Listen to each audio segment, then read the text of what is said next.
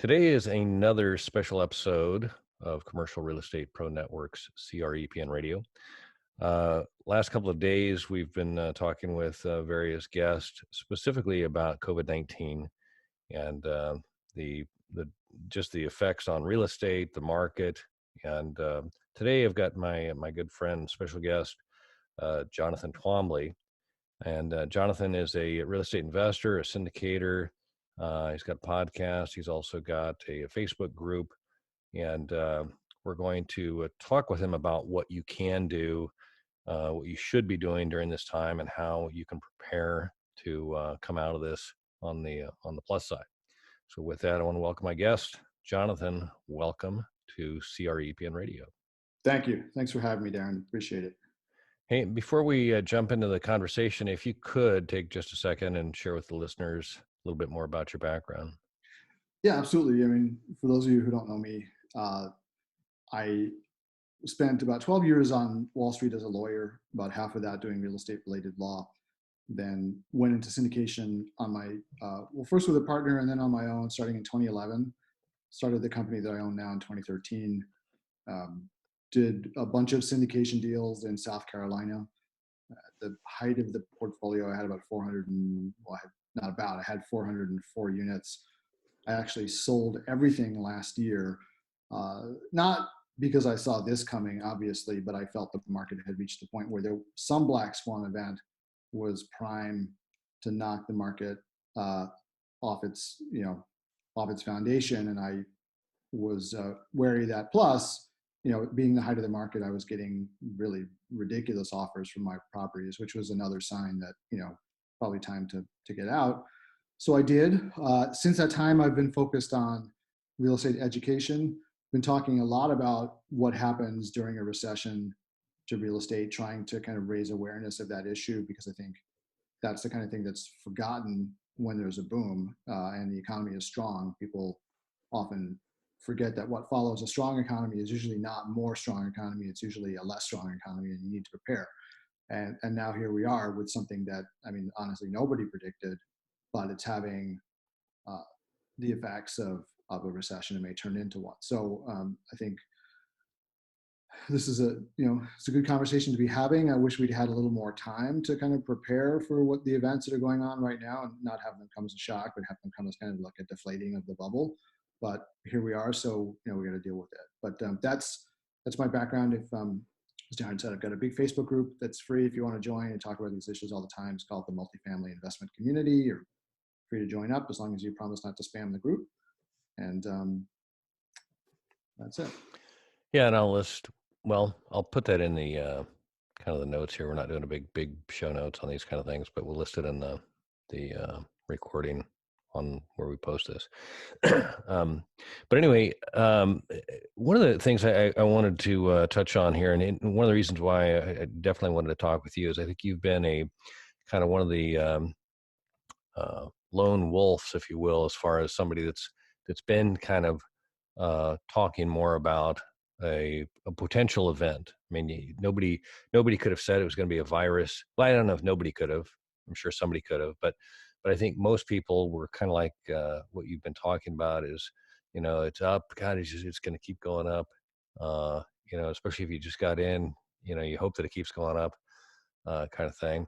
And I was wondering, if we look back, and this is what's crazy to me, is since 9/11, which was 2001, this is like the third really just, huge event. We had 9/11 where we were attacked. And then we had the crash of, I don't know, what's the time frame? Is it '08? Is that when the Yeah. crash So officially occurred? Or I've been doing a little bit of reading on this recently, just in the context of where we are now. And, I think with like a lot of people, my memory of the events got kind of hazy because a lot of things happened and we kind of think they all happened at the same time, and they actually didn't. But the real collapse, the economy went into like a slight recession in 2007. And then what happened was in 2008, because of the recession and the way that was affecting the banks, Lehman went out of business. It couldn't And then, so when Lehman Brothers, then it was allowed to collapse, the government didn't bail it out. And when that happened, basically it sent the stock market into a tailspin, and the major crash happened. But then we had the housing correction, and that didn't actually peak. I mean, everybody thinks all this happened together, but the foreclosure crisis actually peaked in 2010. So it was really a result of the recession, like when people couldn't pay their mortgages and the mortgages reset at higher rates because they were all doing these interest-only loans and stuff. That's when really the bottom fell out, 2008, 2009, 2010. So didn't all happen at once, but yeah, that's why I Yeah, think it's hard to remember the timing, because it actually was spread out over several years. And that also made it feel really terrible for a long time, because it was just like one bad thing happening after another for, because three, it 4 years. was for a really long time that it Yeah. just that it continued there. No, but I'm just I'm thinking back in my life, and I mean I remember like the oil embargo, or kind of the Iran Yeah. thing as a kid. Um, I heard about it. I didn't understand it. Didn't understand how it affected things. And then I think in '87 there was the uh, Black Monday. Yeah. Black Monday. Um, but I'm just trying to think here. It seems like these are more. I mean, the gravity of these seems certainly larger here. These last three, and I don't know if that's just more because I'm invested personally in the market, and just as an adult trying to find my way, as opposed to when I was a kid. You know, Well, I think that they have, what we're kind of experiencing now, I think, is every recession turning into a really bad event, right? As right? opposed to, I think, historically, you'd have a really bad depression every 20, 30 years, and you might have sort of mild downturns in the meantime as the economy reset itself. But the big crashes didn't happen all that often. And I think what has changed is the financialization of the economy. We've shifted from an economy where people made stuff and were paid for the value they created, to an economy in which uh, most people are just providing services, often just selling something at a store or what have you, not providing much in value, not getting paid much in return. And then a small section of society is making out really, really well. And they're not investing their money anymore into productive things like factories and, you know, infrastructure. Physical assets. Yeah. Yeah, into things that generate wealth. They're investing their money into things that, like the technical term is rent seeking. I mean, you think of rent seeking as, people, I think in real estate think of rents as like, well, you pay rent to own, to live somewhere that somebody else owns. But rent seeking is really when you're looking for uh, basically like outsized profits, because you control an industry, right? And you can extract more profit than is really economically justified. So a lot of the best and brightest of our society for the last 40 years have gone into figuring out how to make enormous amounts of money really fast through financial engineering and investing in assets that, where they're not working to make money, they're just hoping to get rich, by owning something that's going to go up in value. And I think that because of that, uh, it's easy to blow up bubbles. And and the Fed has blown up bubbles by reducing interest rates, and um, but bubbles are easy to pop. Right? I mean, they pop when you have events like the Lehman shock out of the blue, or this.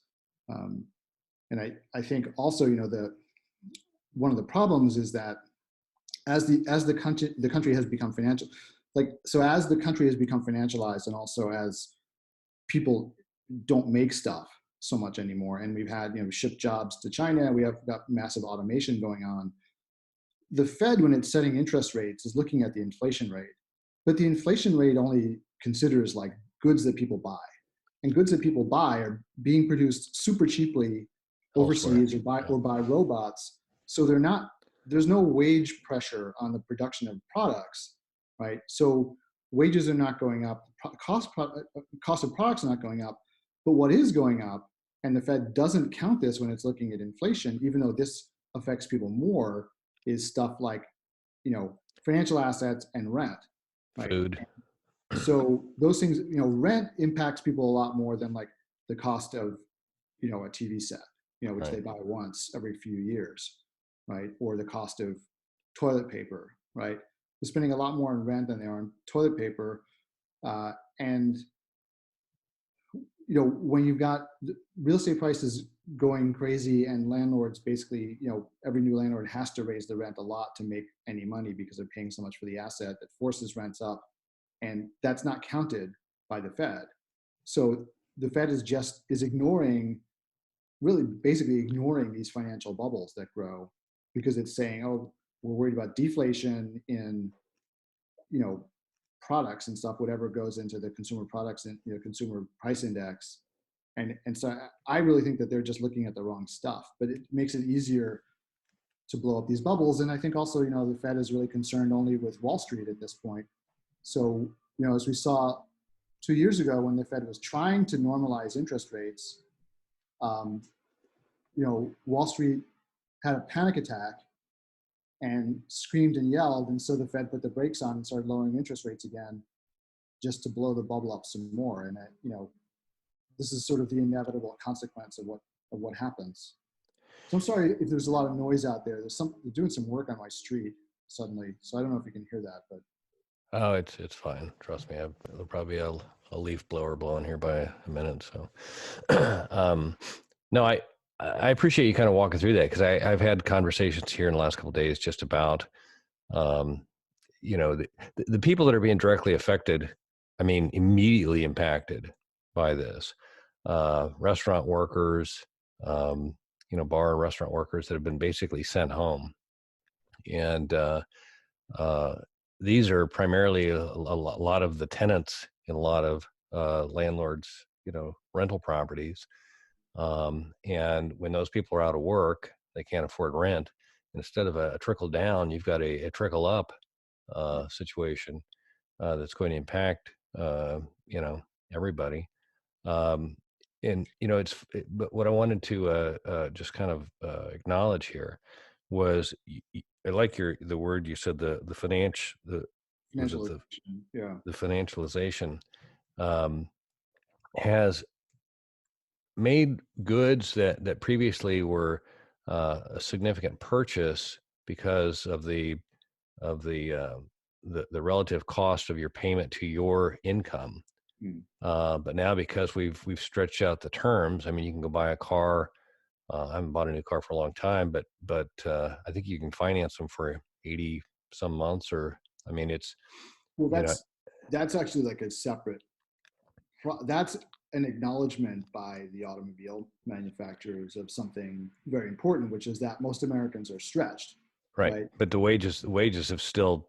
Yeah, What I was trying to get to, there's that correlation there. Is that what you were saying was that the Feds, what they're monitoring, doesn't really track the real impact based on just the disconnect there between what's really happening, uh, yeah. to the average worker.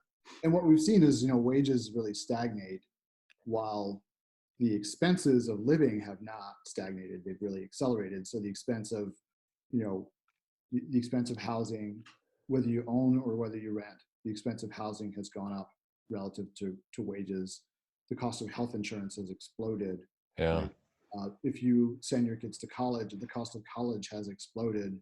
And what's left over for people to spend on stuff like cars is there's not as much left over as there used to be. That causes a different problem with the economy, which is another reason why we've had such a slow recovery, because people don't have as much money to spend on stuff because they're right. so stretched by rents and things like that they just the survival stuff. So that's why the automobile companies are stretching out terms so long. And if you think about it, like how crazy that is to like be paying, locking yourself into debt to buy something that's losing value every single day, like a car. Right. Uh, and they're actually, what I was reading is some of the terms really, they're almost like out beyond the useful life of the car. And, you know, because like the average hold of a car is like 2 or 3 years, and these are like 6, 7, 8 year loans that people are taking. So it's just crazy. Like everything is kind of upside down in the economy. So I'm not surprised that we find ourselves in this situation. And that leads to what you were mentioning a minute ago about tenants, right? You know, the tenants are stretched. Most Americans, about half of all Americans, can't survive an unexpected expense of $400, right? So if they suddenly lose, they're living paycheck to paycheck. And if they suddenly lose their paycheck, they have very little resources to fall back on. And one of the things that's going to go is going to be rent. And frankly, I think, and it'll be interesting to see what actually plays out, but I think people are probably more likely to default on their rent than on their car payment. Because if they don't have most places in the United States, if you don't have a car, you can't work and you can't shop and you can't do anything. So they're willing to take the consequences of not paying rent and, you know, either dealing with eviction or skipping and moving in with a friend or moving in with family, then before they will miss their car payment, where the consequences are frankly probably more dire for a lot of people to not have a car. So or shelter in their car. I mean, you see that yeah, occasionally too. They're, yeah, in the worst case scenario, they can live in a yeah, car, right? So yeah. um, so I think that, you know, and this kind of leads into what I've been warning people about for quite a while. You know, there's been this, what I think is frankly ridiculous idea that multifamily does well in recessions, quote unquote well.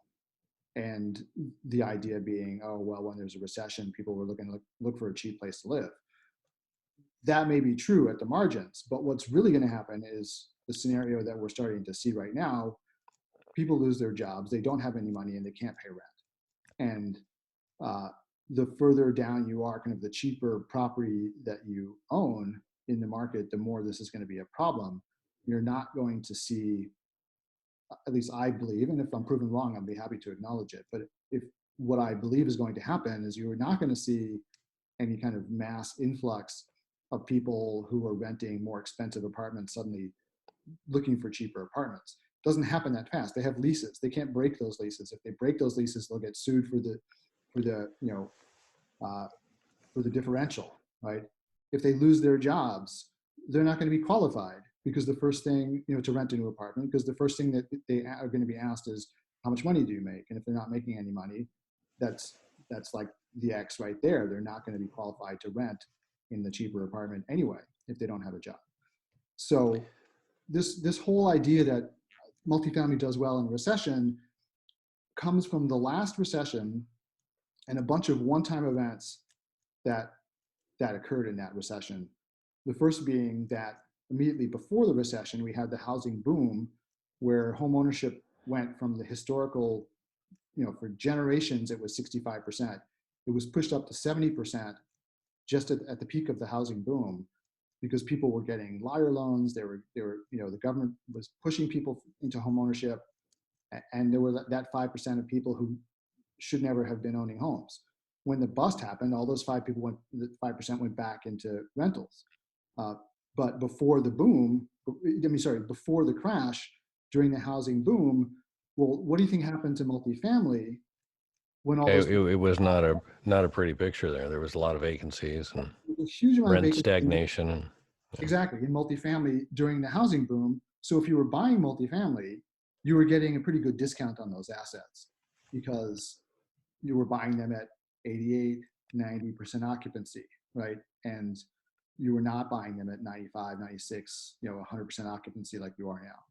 So going into the crash, not only were people buying assets at a good price, relatively speaking, but then all those people who should have been renting all along but weren't came back to renting. Now Right. that is not going to repeat itself because what has happened in the meantime is that banks got much stricter about lending. Homeownership is lower than historically by a little bit now. It's come back. It's still a little bit under the long-term average, and apartments are full. And now people are paying prices that all that's baked in, where people were paying the price of extremely high occupancy, you know, rents have been rising like crazy for many, many years. And all that's baked into the price of the assets, and cap rates compressed on top of it. So people have overpaid going into this event, and they're not going to be saved by 5% of the population having to move back into rental housing that had been out before. There's no place to put anybody. And what's going to happen is vacancy is going to go down. Sorry, vacancy is going to go up. Economic vacancy is going to go up. You'll have people in your apartments who are not paying, and this is what I've been warning about. So we'll see how it plays out. But I think we know the answer. I think this is why everybody is suddenly so panicked about getting paid and what's going to happen. So so we should. I guess it's probably a good segue into talking about what do you do. Yeah. No, and just to kind of stress a couple other things I think that add into this is that the recent wave of rent control and that right now in this crisis situation, and I think for human reasons and stuff, the no evictions and stuff, I think there's got to be some sort of a work through on that. But I think that where I was kind of going with this is that here we've kind of outlined or laid out the situation and kind of just that rent, the challenge to pay rent, Yeah. and just the economic vacancy that's or not, yeah, the economic vacancy that's presumably coming. Yeah. Um, where do you see things? How do you see things playing out for landlords? What can they do? What should they be doing going forward? So there's a couple of things. So yes, we're seeing these cities and states imposing bans on evictions, right? And a lot of people are very upset about this because they're saying, well, why do I have to have this person in my apartment who's not paying? Nobody's going to pay me. So first of all, let's dial back a little bit of the panic. Your good tenants who are still working are going to continue to pay you. You still have the right to collect rent. Even if you forbear the rent, you still are owed that rent. And the good tenants are just going to continue to pay. Just like I'm sure there are lots of, cities and states are talking about mortgage payment relief. But you listening to this call right now, assuming that you have salary still coming in, or money from your rentals coming in, or you've got savings, even though you might be able to take advantage of not paying your mortgage, chances are you're just going to keep on paying it, right? So most people are just going to keep on paying. So let's kind of like dial back the panic on that. Tenants are not, I've seen a lot of Facebook, social media commentary basically where people are saying none of my payments, not all my tenants are deadbeats and nobody's going to pay me rent anymore because the city said they don't have to. It's not going to happen. Okay. Most of your tenants are good people who understand their obligations and they're going to pay their rent. Yes, you might have a few people who game the system. But I think most people who don't pay you are probably not going to pay you because they can't pay you, right? The second thing now is, okay, so if someone can't pay you, what do you do? I've heard people complaining, well, I can't evict this person. What? I mean, I think this is overblown too, because you're still going to have the right to evict them when this crisis passes. And honestly, there's not going to be a line of people outside your door looking to rent that apartment. So you have to make you may be stuck with them, but that may not be the worst thing in the world. First of all, you might be able to structure some partial payments with them. Figure out some amount of money that in good faith they can pay. That'll mean they'll still have skin in the game. I think there is an issue sometimes in people where if they're not paying, they will trash the place because they don't value it. If you can get them to pay something, you can eliminate that problem. You can also tell them, hey, look, I mean, if you've got service calls, we've still got to pay for the service providers and stuff. We've got to pay for our staff. You have to pay something towards that. But then there's also another issue, which is that vacant apartments, apartments that are sitting empty tend to deteriorate. Right. And you've got issues. I've personally had issues like this where if someone is not constantly checking on the vacant apartment, You can have things like, and especially now we're going to get into warmer weather soon, right? So you have a leak in a vacant apartment that nobody knows about. A week later, you've got a massive mold remediation issue, which is going to cost you way more than a couple of months of lost rent, right? So you may be better off having somebody in that apartment, paying the utilities, keeping the air conditioning on, right? Looking out for, if there's a toilet leak upstairs, you'll find out about it right away rather than a month from now when it's a major problem, or a water leak that causes all kinds of issues. So don't think about this so short-sightedly as just in the simple calculation of he's not paying me rent, so I want him out. There actually may be some advantages to having somebody in there who's only paying some of the rent, or maybe not paying any of the rent, but they're paying the utilities and they're making sure the place doesn't, fall to pieces. Deteriorate, yeah. Yeah. So that's also something just to consider.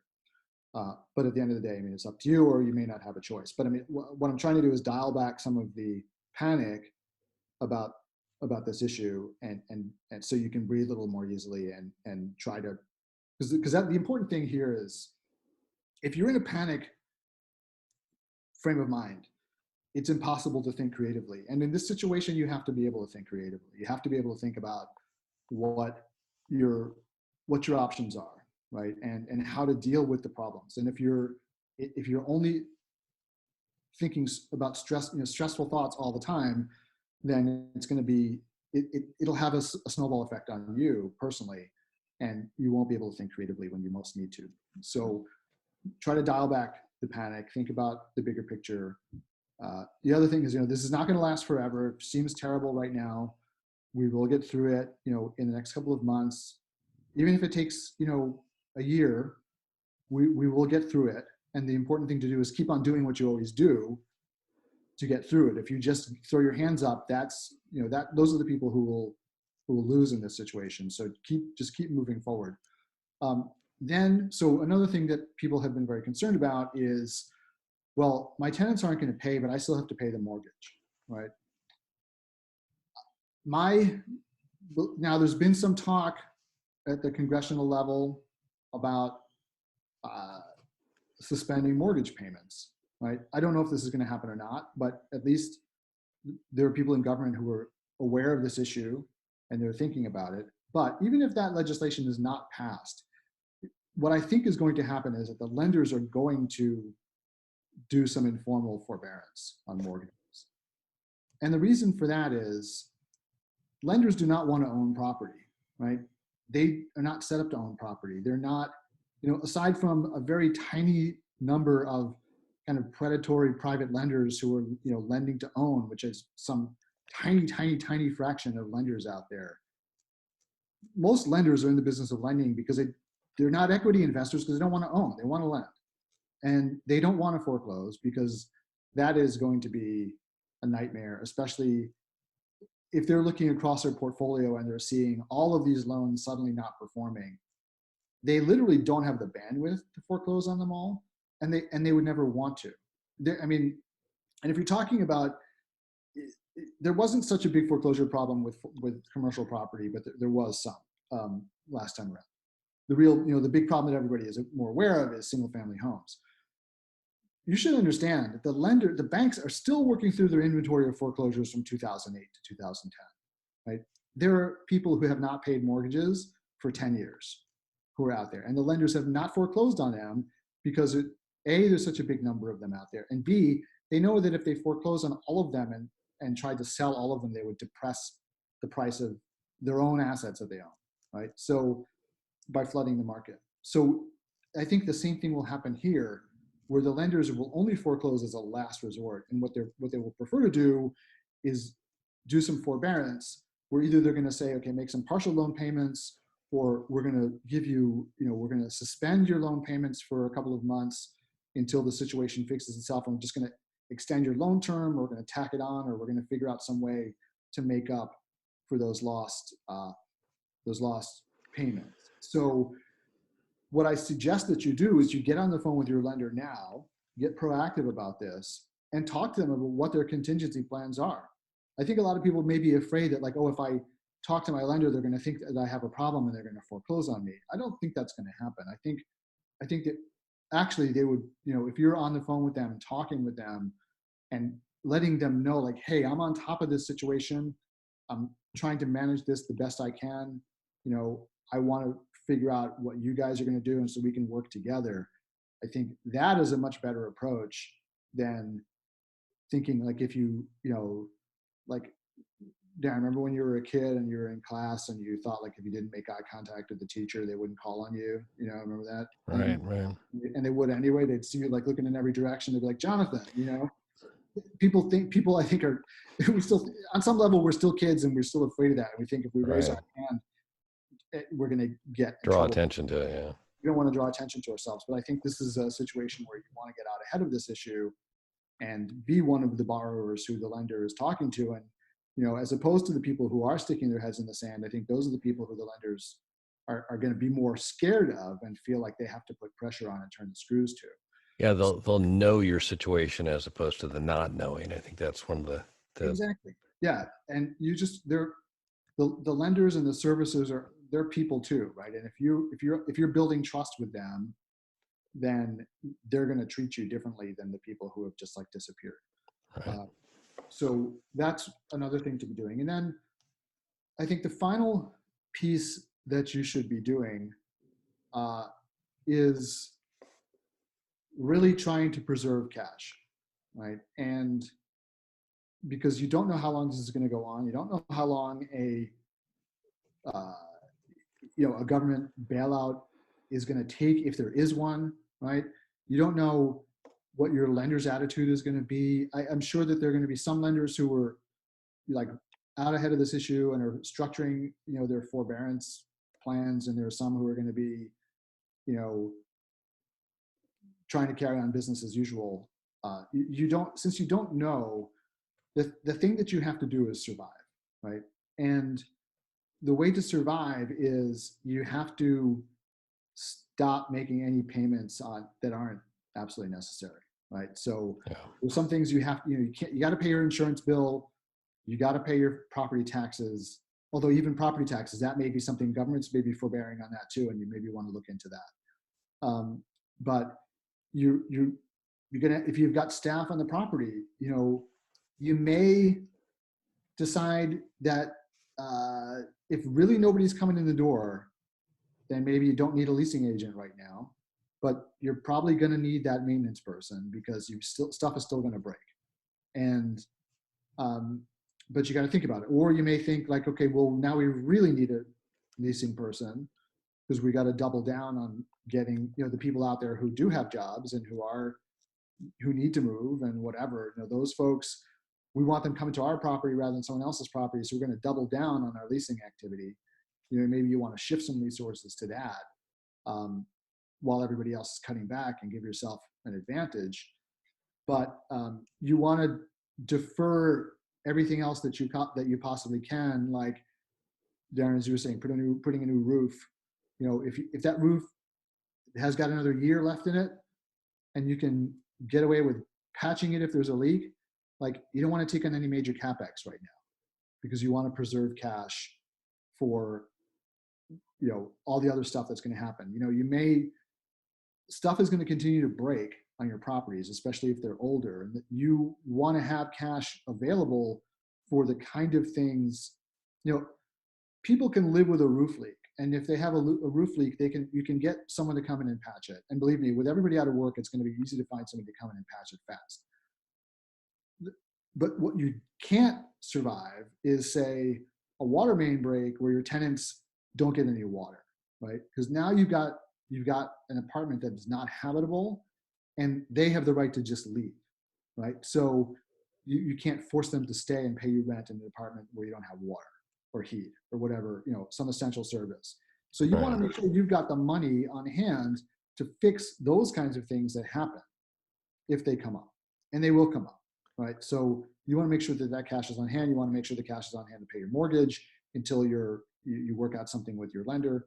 So all those kind of non-essential, you may want to like cut out landscaping. And if you've got, obviously I'm talking about like bigger properties. If you have a handyman or something, you may need to say like to your staff, like, hey, look, we need to cut the landscaping bill, and you've got to get out there and mow the lawn yourself every 2 weeks. And it might get a little shaggy, but people are going to understand. But we're not going to have them coming in and like mulching and pruning and beautifying the place for a while, right? Yeah. You know, stuff like that. Prioritize the outgoing cash there. I think that's Yeah, sit down with your operating statement and go by line and see what your property could survive without for a month, right? Just right. stuff that, obviously you got to collect the trash, right? You can't not collect trash, but you know, there may be other line items that you can, uh, you can not worry about. You might, if you're not leasing apartments right now, like because there's nobody coming to your property, maybe you don't actually want to turn vacant apartments, right? Like if you get a vacant apartment, just defer turning that apartment, right? Because it's why spend the money if there's nobody coming in to lease it anyway, right? So, Yeah, uh, or maybe you have a short-term lease at a reduced rate, or I mean, or whatever. Just like you said, have somebody in it, kind of thing. I mean, but I think the kind of theme you had here is be creative and think, don't panic, yeah, kind of thing. That's, and I think that that will go a long, long ways, and also communicate. Communicate with your tenants, communicate with your lenders. Um, and that cash preservation, I swear that I heard you on Michael Zuber's call last Thursday, and literally it was, I told you, I mean, it was like, wait a minute, I've got a roof scheduled. Wait a minute. Literally, as soon as I got done listening, I sent the email, made the phone call, and they were ready to start this Monday. And was able to just put that on hold there. But those I think are extremely valuable tips in these times. I mean, these are uncharted waters. Nobody knows. I mean, China, I guess I saw that Wuhan had no new cases. So I think that if you take the timeline, I understand the first case showed up in November there. So, and I'm not 100% familiar with exactly what they did. I kind of understand they went into lockdown, but uh, yeah. I don't think yeah, they went into lockdown right away, though. I mean, I no, think but they even so, took a that few weeks, yeah, if you to go, so November it hit, you got December, January, December, let's see, December, January, February, March. There's 4 months yeah. of activity, and I think the first case hit here in late January. Mm. Um, so February, March, April, May. I mean, that's it's not out of control to think that we could be dealing with this for the next couple months, and so. Jonathan, I appreciate you kind of going through that with me and the listeners here, and uh, certainly again the your group, your Facebook group, Multifamily Investment. Investment. What was it? It's called Multifamily Investment Community. Community. That's right. But actually, before we jump off, there's actually one other thing I'd like to talk about for a couple minutes, if you've got Sure, time. sure, sure, sure. So I want to talk about the market a little bit, and I've seen. So obviously, I have personally have been waiting for a correction in multifamily market for a long time. Um, to get back in and start buying actively. I've seen a bunch of people saying like, "Oh, I'm going to buy now. Like now's the time to buy," and I think that is premature. This is not the stock market where you have really fast price changes, and the price of stock has dropped 30% in a couple of weeks, and now you can say, "Hey, this stock is cheap. I'm going to buy it now." The thing about real estate is it's like a battleship. It takes really a lot of. It's going to take a long time to turn, and frankly, we don't know where this is going. I mean, it looks like it might go on for months, but who knows? I mean, it might not. And if it's relatively short, then I think a lot of people will just return to business as usual. However, if it extends for a while, then I think this could be the thing that triggers a correction. But it'll take time for that to sort itself out, and it'll take time for what always happens is prices are sticky on the way down. They take a long time to build up, and they take a long time to drop. Not as long to drop, but it takes longer than you would think, because what happens is sellers' expectations are pegged to what they thought they were going to get for their property at the top of the market. And it's going to take them some time to internalize the fact that they're not going to get that price.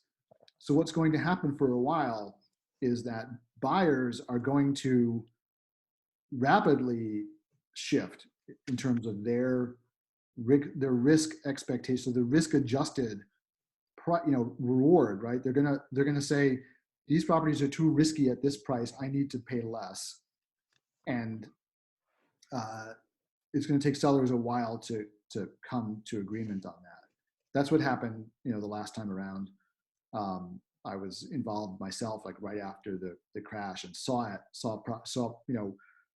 was underwriting properties constantly that were just the asking prices were insane, and the but what happened was eventually those property prices came down and sales started happening again. So what you're going to see first is really very few transactions happening because most sellers will be unrealistic.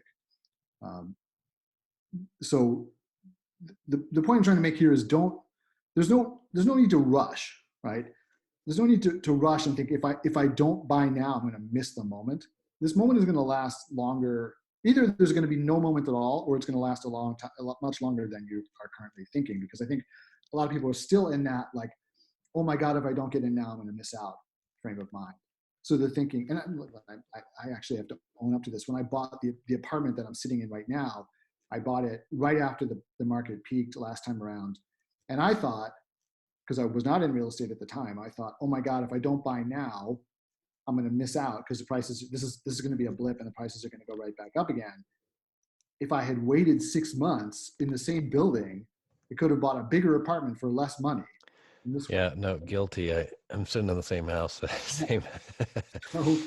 so it's so the lesson I learned. It was a good lesson to learn, though, which is that the way the real estate market works. So once you have a correction, it takes a long time to play out. It's not like bouncing around like the stock market where you have corrections and goes right back up and stuff. So the thing that people should be doing now, rather than rushing in to try to buy something, which I think is going to be tough anyway with the lenders, everybody's like throwing their hands up, not really knowing what is going on. I've been hearing different things.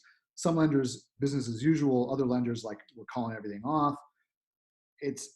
Nobody really knows what to do right now. So in that situation, what you should be doing is studying your markets, right?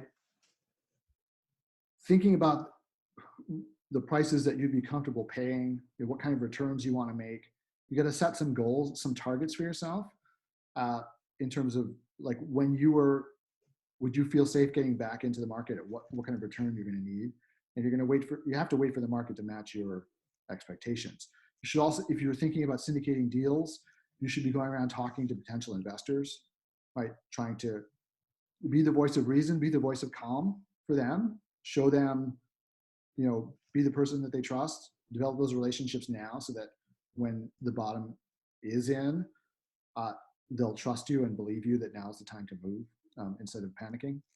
Um, talk with brokers, basically building your network and building your skills. This is a great time to be doing it because I think we're now at the point where we can say with a fair degree of certainty that we've seen the peak, and now we're looking for the bottom, and you want to be ready to get in when the transactions start happening, when those sellers start being realistic and lowering their expectations. So that's all I want to say about that. Just be No, patient. You don't have to rush to try to buy anything right now. I totally appreciate you slowing me down there and going through that. Um, do you have any sense of kind of a cap rate correction? Is there any kind of an expectation you would have that would?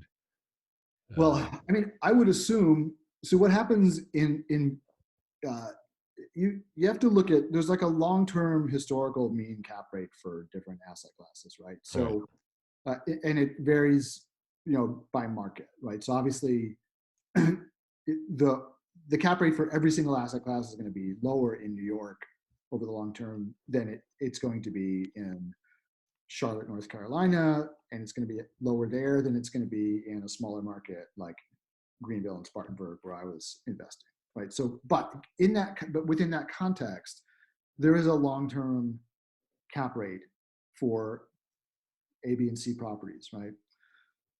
What happens in a boom is you deviate to the upside, or I guess the downside. Sorry, there's cap rate compression. You deviate to the downside where you're way below that long-term average.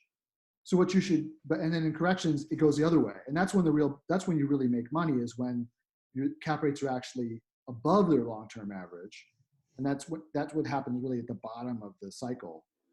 Um, so I think, if this really becomes a true correction, then, and let's just pick a number, like if in your market, like C properties are usually trading at long term trade at an 8 cap, you could be seeing them go to a 9 or a 10 or even higher. And then there'll be reversion back to the mean. So it's always this this wave pattern around, Fluid there, yeah. right? So, and what we've seen, we've been at way down at the bottom for a long time. So you should be expecting it to go back to the mean. And I would say, just as a rule of when to be moving, if you can start buying at that long-term cap rate, then you don't have to try to time the absolute bottom. I'm personally happy to buy at an 8 cap, right, for a multifamily asset. It's better to buy a 9 or a 10, but an 8 is a good solid cap rate that you can make money on. So the advice would be, when it hits that 8 or whatever that long-term average is, start buying and keep on buying as they get cheaper, and then keep on buying until it goes the other way. Like, keep on buying till it crosses that long-term cap rate average again, and Right. then start drawing back at that point. No, that's awesome. I appreciate you identifying that, because I think that's, we've been in such a long cycle of cap rate compression, where people have adjusted to the new norm and have been accepting lower cap rates and lower cap rates, and the interest rates have kind of supported that, and trying to adjust investors' expectations, kind of thing. And everybody has that mindset of the home runs that people hit, and you The know, thing is, people hit home runs by buying early in the cycle, right? right, And they don't hit home runs buying at the top. Chances right, are, if you buy at the top, your your best case scenario is like making a little bit of money, right? Your worst case scenario is losing a lot of money. If you buy at the bottom, it's very hard to lose money unless you really mismanage the asset, because the wind is at your back and you're going to get cap rate compression and rising rents. If you buy at the top, it's the opposite. So buying in the right part of the cycle is important. I think what's happened is, another thing people have said a lot is, well, low cap rates are here to stay because low interest rates are here to stay. Look, we had zero interest rates at the bottom of the last recession, right? The Fed lowered all the way to zero. Cap rates took, years to compress to the point that they did. So in the early part of the cycle, you were, borrowing money at really favorable interest rates, 4% or so, and cap rates were 8 or 9 or 10, right? So there isn't a lockstep. There's no, like, people act as if there's some kind of like fixed spread between the interest rate and cap rates, and it's just not true. It right. expands and contracts and expands and contracts depending on investors' risk, uh, their risk tolerance, right? So that's what that cap rates are not purely a function of interest rates. Interest rates is one part of the equation, but investor risk tolerance is another part of the equation. And that's going to be affected by what we see happening with rents and vacancy, and frankly, other things. If investors lose a lot of money in the stock market, they're not going to, everyone, I've seen people, I got an email yesterday that was like, essentially, hey, you should be buying multifamily. It was aimed at syndicator, at limited investors. Hey, you should be buying multifamily now because you just lost a lot of money in the stock market, and multifamily is, and they bought into the whole, like, multifamily does well The in recession. savior, yeah. But I don't think that that's going to happen. I think if somebody just lost a ton of money in the stock market, they're not going to be rushing into buying a multifamily deal. That's not going to be their like, oh my, okay, my solution now is to go spend money someplace else. They're going to hunker down, retrench, and it's going to take them a while to get back into investing mode.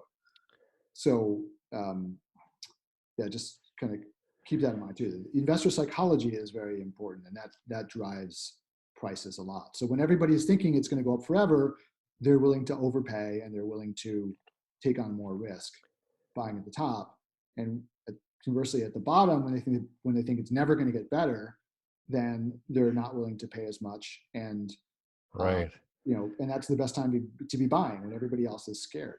Right. When prices are low and everybody's scared, uh, and then even trying to raise capital then can be a little bit of a challenge. It's tough, which is why you got to be talking to investors now and educating them ahead of time about where this is all going, because the your investors will be scared too. So you have to re-educate them that the bottom is an opportunity. It's not something to be afraid of. Got it. Well, hey, Jonathan, again, I can't say thanks enough for taking the time. Always enjoy talking with you, and encourage anybody listening, if you don't know or haven't seen any of Jonathan's stuff, please go check out his or join his multifamily investment community. It's definitely it's one to pay attention to. There's a lot of great conversations, a lot of good activity in there, and Jonathan's always a thought leader that definitely thinks outside of the box and is worth paying attention to. So with that, I want to say thanks to all the listeners for tuning in to this special episode of Commercial Real Estate Pro Network's CREPN Radio. And until next time, be good, be safe.